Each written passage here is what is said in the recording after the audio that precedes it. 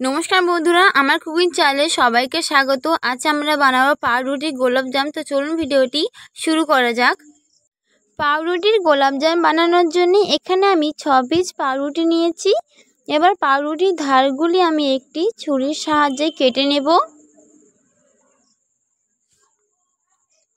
পাউরুটির চারদিক দিয়ে আমরা ধারগুলি কেটে নেব।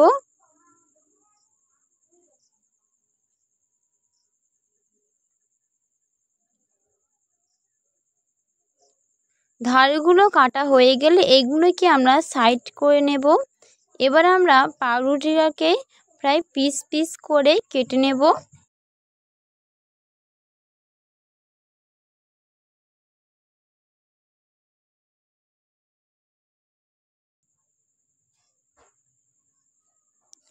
সবগুলি পাউরুটি পিস করে কাটা হয়ে গেছে। এবার আমরা পাউরুটিগুলোকে গুঁড়ো করে নেব। এই জন্যে পাউরুটিগুলোকে আমরা মিক্সিং জারের মধ্যে দিয়ে দিলাম।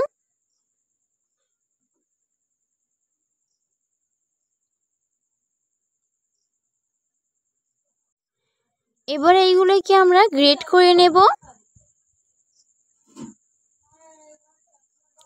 এখানে আমার পাউরুটিগুলো প্রায় সবই গ্রেট করা হয়ে গেছে। এটিকে আমরা একটি থালার মধ্যে ঢেলে নিলাম। এবার এর মধ্যে দেব 2 চামচ মতো গুঁড়ো দুধ, 1 চামচ ময়দা দিয়ে দিলাম। এবার আমি এখানে একটি বাটির মধ্যে প্রায় লিকুইড দুধ রেখেছি, এর মধ্যে অল্প অল্প দিয়ে দেব। মনে রাখবেন দুধটা কিন্তু আগে থাকতে গরম করে ঠান্ডা করে নিয়েছিলাম আমি। অল্প অল্প দুধ দিয়ে প্রায় পাউরুটিটা আমরা একটি সফট ডো বানিয়ে নেব। দুধটা আস্তে আস্তে ঢালতে হবে যাতে না খুবই পাতলা হয়ে যায়। দেখতে পাচ্ছেন আমার এখানে পাউরুটিটা প্রায় মাখা হয়ে গেছে। এবার আমি ছোট ছোট লেচি করে নিচ্ছি মিষ্টির আকারে গোল করে নেওয়ার জন্যে।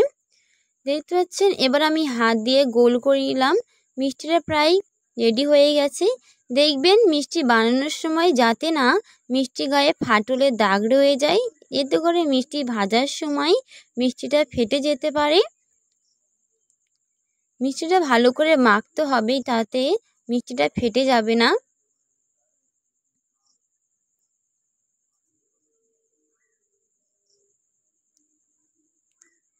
এখানে আমার প্রায় সবগুলি করা হয়ে গেছে। এবার আমি অপর দিকে একটি কড়াইতে তেল গরম করে রেখেছিলাম। তেলের মধ্যে আমি একে একে মিষ্টিগুলো ভেজে নেব।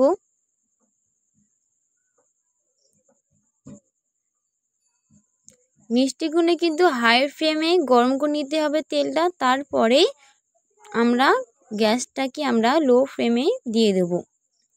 মিষ্টিগুলো কড়াইতে দেওয়ার সাথে সাথেই কিন্তু আমরা মিষ্টিগুলো নাড়তে থাকবো। এতে করে আমাদের মিষ্টিগুলো চারিদিকে লাল করে ভাজা হবে।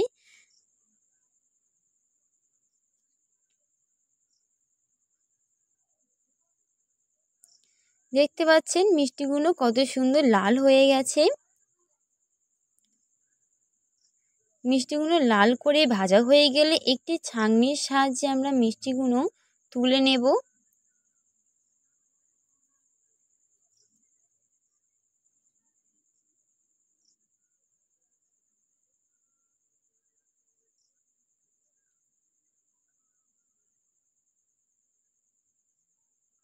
এবার আমি চিনির শিরাটা বানিয়ে নেব। এই জন্য একটি বাটির পরিমাণ হাফ বাটি চিনি দিয়েছি, সেই বাটির পরিমাণ 1 বাটি জল আমি নিয়ে নিলাম। চিনিটা এবার আমরা গুলে নেব। মিষ্টির মধ্যে শিরাটা কিন্তু ঘন হওয়ার দরকার নেই, শিরাটা আমরা পাতলাই রাখবো। এই জন্য চিনিটা গুলে এলে আমরা যে মিষ্টিগুলো বানিয়েছিলাম শিরার মধ্যে দিয়ে দেব।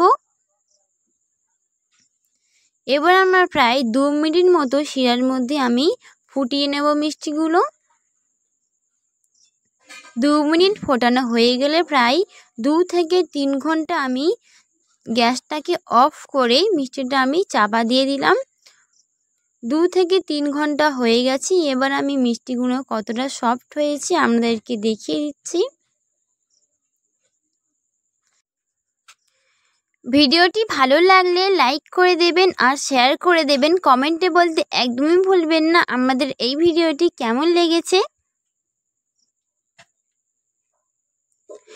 দেখলেন কত সহজেই আমরা বাড়িতে পাউরুটি দিয়ে গোলাপজাম বানিয়ে ফেললাম। আশা করি আমার ভিডিওটি আমাদের ভালো লেগেছে। ভালো লাগলে লাইক করে দেবেন, চ্যানেলটি সাবস্ক্রাইব করে দেবেন। আবার দেখা হবে পরের ভিডিওতে আর নতুন কোনো ভিডিও নিয়ে। ততক্ষণ আমরা ভালো থাকুন আর সুস্থ থাকুন।